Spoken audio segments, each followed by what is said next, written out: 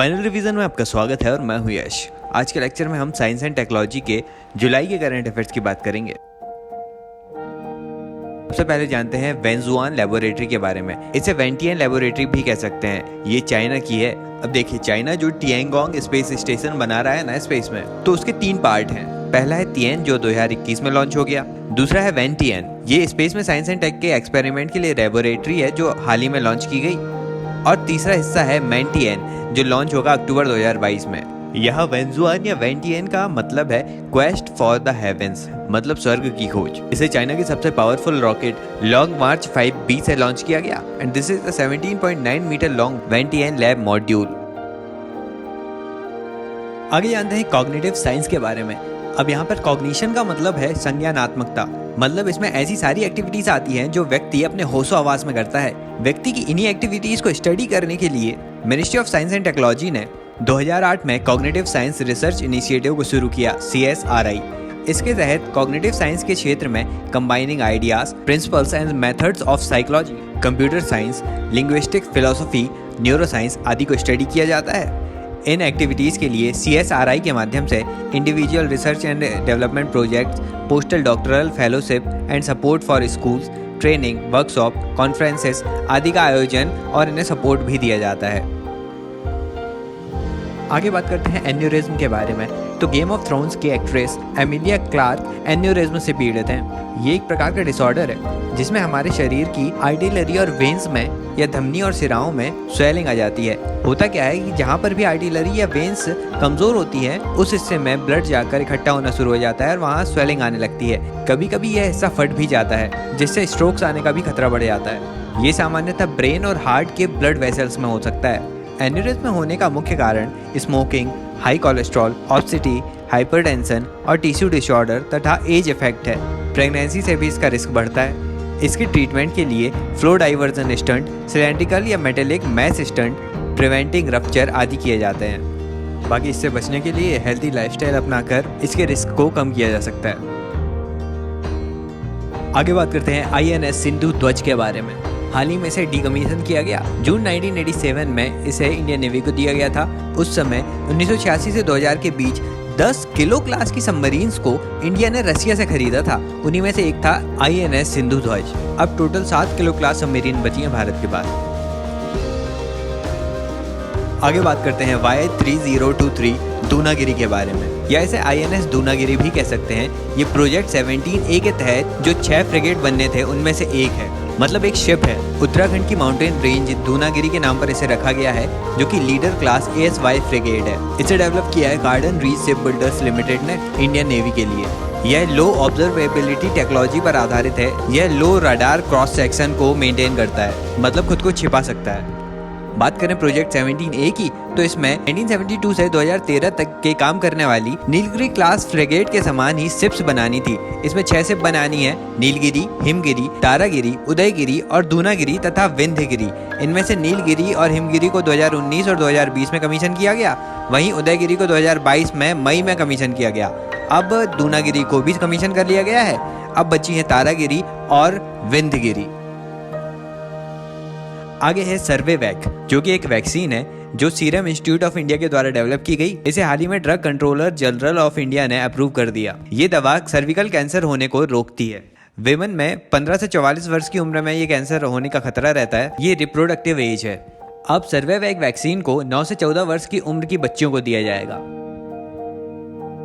आगे बात करते हैं मल्टीपल स्क्लेरोसिस के बारे में। ये एक बीमारी है जिसमें हमारा इम्यून सिस्टम यदि वीक हो जाता है तो वो हमारे नर्वस सिस्टम या नर्वस फाइबर पर ही अटैक करने लगता है। देखिए, होता क्या है कि हमारे नर्वस फाइबर्स जो होते हैं उसके आसपास मेलाइन की सीट या मेलाइन की परत पाई जाती है, जो कि एक फैटी सब्सटेंस है। ये हमारे नर्वस सिस्टम की रक्षा का काम करता है। लेकिन जब हमारा इम्यून सिस्टम ही इस परत को डिस्ट्रॉय करने लगता है तो ही इसे स्क्लेरोसिस या डीमेलिनेटिंग डिसऑर्डर कहते हैं। तो इस मल्टीपल स्क्लेरोसिस के बारे में जानकारी के लिए Indian multiple sclerosis and allied demyelinating disorder registry and research network का निर्माण किया गया है Indian Council of Medical Research के द्वारा।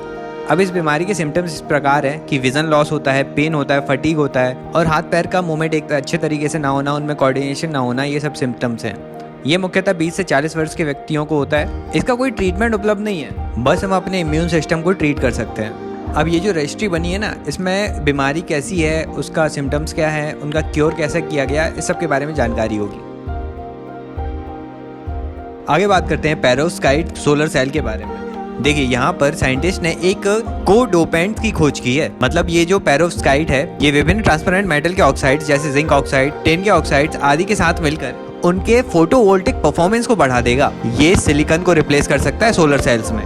जैसे हम मिश्र धातु बनाते हैं ना, वैसे इसे बनाकर सोलर सेल्स में यूज किया जा सकता है। इस पर बहुत सी रिसर्च भी चल रही है। अगला आर्टिकल है एप्स्टेन बार वायरस के बारे में। ये वायरस बहुत सी गतिविधियों के कारण हमारे शरीर में एक्टिवेट हो जाता है। मान लीजिए यदि हमारा इम्यून सिस्टम कमजोर हो गया तो एक्टिवेट हो सकता है, या दूसरे कारणों से भी। तो ये मुख्यतः ब्लड कैंसर्स, स्टमक के कैंसर्स आदि को कॉज कर सकता है। साथ ही यह भी देखा गया कि ये हमारे नर्वस सिस्टम को भी प्रभावित करता है, न्यूरोनल सेल्स पर इफेक्ट डालता है। आगे है Marburg virus disease. Marburg virus से होने वाली ये डिजीज 1967 में जर्मनी के मारबर्ग और फ्रैंकफर्ट ने खोजी थी। अब ये जो वायरस है ना, ये इबोला वायरस की फैमिली से बिलोंग करता है। फ्रूट बैट या चमगादड़ ही इसका कैरियर होता है। ज़ूनोटिक डिजीज है। इसके सिम्टम्स में हाई फीवर, सीवर हेडेक, अस्वस्थता, मसल एक और पेन आदि होते हैं। संक्रामक रोग है तो human to human direct transmit होते हैं। ये मारबर्ग डिजीज बहुत ही हार्मफुल और डेडली है। इसका फर्टिलिटी रेट 24 से 88% है। इसका कोई स्पेसिफिक वैक्सीन या ट्रीटमेंट नहीं है। आगे जानते हैं INS तर्कस के बारे में। ये एक स्टील्थ फ्रिगेट है, मतलब इसे राडार से नहीं पकड़ा जा सकता। INS तर्कस ने हाल ही में जिबूती को विजिट किया है। INS तर्कस को यंत्र शिपयार्ड द्वारा कैलिनिनग्रैड में डेवलप किया गया है। कैलिनिनग्रैड पोलैंड और लिथुआनिया के बीच रशिया की टेरिटरी है। इंडिया की बेस्ट टेक्नोलॉजी से इसे डेवलप किया गया है। इसे versatile range of weapon and sensor से इक्विप किया गया है। INS तर्कस राडार के इंफ्रारेड डिटेक्शन को भी कम करता है, एक्वेस्टिक साउंड भी कम प्रोड्यूस करता है, साथ ही इसका मैग्नेटिक सिग्नेचर भी कम है, इसलिए इसे डिटेक्ट करना बहुत मुश्किल है। ये इंडियन नेवी के वेस्टर्न फ्लीट बेस्ड मुंबई के अंतर्गत वेस्टर्न नेवल कमांड में आता है। अगला आर्टिकल है CERN के बारे में, European Organization for Nuclear Research. यहाँ दुनिया भर के विभिन्न साइंटिस्ट रिसर्च कर रहे हैं। ये वर्ल्ड का सबसे बड़ा, लार्जेस्ट और मोस्ट पावरफुल पार्टिकल एक्सेलरेटर है, जहाँ पर पार्टिकल्स को एक्सेलरेट करके एक दूसरे से टकराया जाता है। देखिए लार्ज हैड्रॉन कोलाइडर में हैड्रॉन जो पार्टिकल है उसे टकराते हैं।